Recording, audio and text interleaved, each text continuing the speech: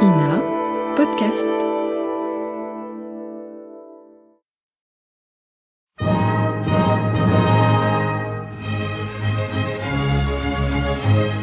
Bon baiser de partout.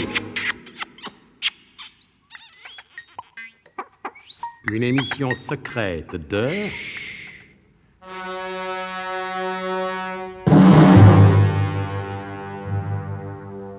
Donc, nos amis attendent avec impatience le retour d'Albert Tunoulet, qui est parti acheter les vêtements qui leur permettront de sortir sans se faire remarquer dans les rues du Paris de 1888. Et comme tout arrive... Tout Tunoulet qu'il fut, celui-ci arriva, suivi de 2 fiacres contenant ses emplettes. Son arrivée fut saluée par une immense ovation. Ah, enfin les costumes. Oh, j'ai pas pu faire plus vite, mon colonel. Mais je ne vous reproche rien, mon brave Tunoulet. Ah ben enfin on va pouvoir sortir, hein.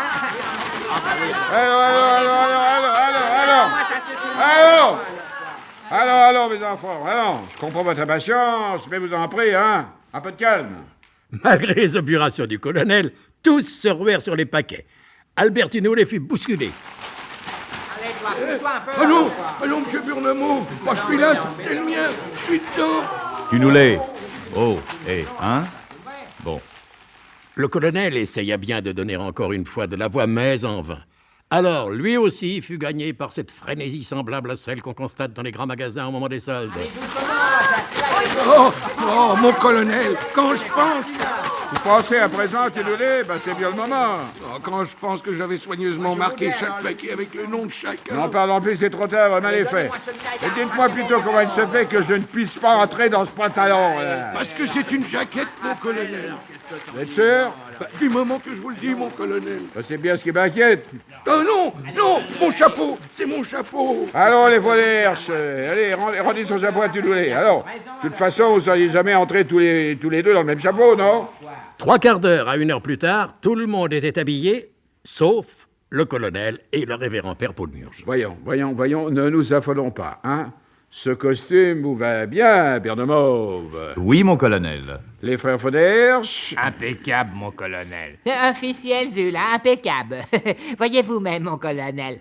Sauf peut-être que j'ai pris le costume de Raphaël et que Raphaël a pris mon costume. Mais comment savoir, mon colonel, vu qu'on a rigoureusement la même taille tous les deux? Officiel, Zul. T'as vastement raison, Raphaël. Zazou serait même... Oui, bon, que ça si- va. Votre numéro, je le connais par cœur. Tifris. Oh, alors moi, ça, j'ai jamais été aussi bien habillé. Ouais. Si mon cousin, alléluia, la Sauvette, qu'il est instituteur à Pointe-à-Pitre, et qui pourtant il n'est pas envieux, que s'il me voyait, il en bisquerait de rage. Un chapeau de forme, ça a toujours été la plus grande ambition de sa vie. Mais sa femme, elle a jamais voulu qu'il en achète un, en disant que sous les tropiques, c'était pas un objet de première nécessité. Nécessité universitaire, naturellement, mon colonel. Suffit, Tifris. Mon cousin, alléluia, la Sauvette, qu'il aime bien le haut de forme, hein. Je vous ai dit suffit. Bien, mon colonel. Il n'y a que le révérend père qui semble avoir quelques difficultés. Vous savez, mon colonel, avec une soutane, c'est plus facile à arranger. Oui, et d'ailleurs, mademoiselle Émilienne Le Harpon a eu l'extrême gentillesse de bien vouloir arranger ça avec du fil et une aiguille. Oh, moi, vous savez, du moment qu'on me le demande gentiment. Très aimable, ma fille, très aimable. Mais en l'occurrence, votre expression favorite pourrait donner lieu à une regrettable confusion touchant ma personne. Oh, ce n'est pas ma faute s'il y en a qui voient le mal partout. Si vous permettez, mon colonel. Tunoulet. Oh, hein? Je vous écoute, mon petit Albert. Voilà, il y a une erreur. Merci, mon vieux, mais je m'en étais rendu compte. Comme il n'y avait pas votre taille, mon colonel, Je le vois bien, que ce costume n'est pas à ma taille.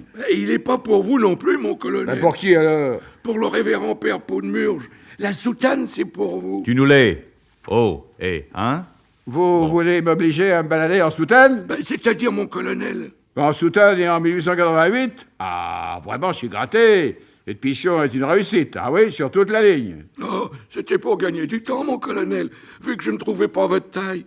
C'était pour gagner du temps. Eh bien, n'en perdons pas davantage. Voici ce costume, mon père. Donnez-moi votre soutane. Oui, Là, merci, bon. mon colonel. Voilà. Merci. La charmante Émilienne Le Harpon n'aura qu'à défaire ce qu'il vient de faire, et je vous le demande gentiment, mon enfant. Du moment qu'on me le demande gentiment. Voilà, tenez, Ouais. voici la soutane. Oui, mon merci, mon père, merci. Bon. fils. Oui, il faudrait, mon fils, que vous perdiez l'habitude de m'appeler mon père. Oui, enfin, du moins en public. Ouais, n'est-ce pas? pourquoi mais ils n'ont pas de papa, les curés, non? Ben, si, bien sûr, comme tout le monde, mais compte tenu de nos âges respectifs. Soit. Je m'efforcerai de m'en souvenir afin de ne pas l'oublier. Et dites donc, ma fille, sacrée Emilienne, qu'est-ce que vous faites là-dessous? Mais il faut bien que je défasse les ourlets. Oh Hubert Emilienne, voulez-vous vous retirer? Bah quoi elle défait les ourlets. Emilienne, vous entendez ce que je vous dis? Et quand on ne lui parle pas gentiment, elle n'entend pas. Emilienne, Mais mademoiselle Trouscotte, sortez de là immédiatement. mais je n'en ai plus pour longtemps. Oh, il y en a qui voient mal partout, je vous jure. Emilienne, je vais me fâcher. Cette fois, je me fâche. Oh, ça suffit comme ça. Et ma soutane qui va partir en morceaux. Bon, c'est fini, hein? Très bien. Bon. Je vous précise, mon fils, qu'en 1888, les prêtres ne fumaient pas dans la rue. Nous ne sommes pas encore dans la rue. Non, mais c'est pour que vous puissiez vous y habituer, mon Oh, fils. de toute manière, je n'ai pas l'intention de rester longtemps habillé ainsi. Et partir immédiatement avec le professeur pour acheter le plus rapidement possible tout la Paxmol et tous les révélateur de rabruche indispensables au bon fonctionnement du biglotron. Et pas l'intention de m'éterniser en 1888. Voyons. Où est le professeur? C'est-à-dire, mon colonel, que... non, allez pas me dire qu'il a disparu encore une fois. C'est-à-dire, mon colonel, qu'apparemment, il n'est pas là, vu que je le vois pas. Et vous l'avez laissé filer. C'est à moi, Hubert, que ce reproche s'adresse. Naturellement, c'est à vous. Vous savez bien que dès que le professeur serait habillé, il n'aurait qu'une hâte. Nous faut s'accompagner. Il n'y a rien à faire, hein? Il est comme ça. Et vous me faites grief de ne pas l'avoir retenu, alors que vous connaissez fort bien la seule manière de retenir le professeur. Ah, Hubert, ne venez plus ensuite me faire des scènes de jalousie. Habillé comme ça, comment voulez-vous que je vous fasse une scène de jalousie? Soit. Puisque vous le prenez sur ce ton, youpi! Vive la belle époque! Venez, ma petite Emilienne le harpon, je vous invite à faire la tournée des Grands-Ducs.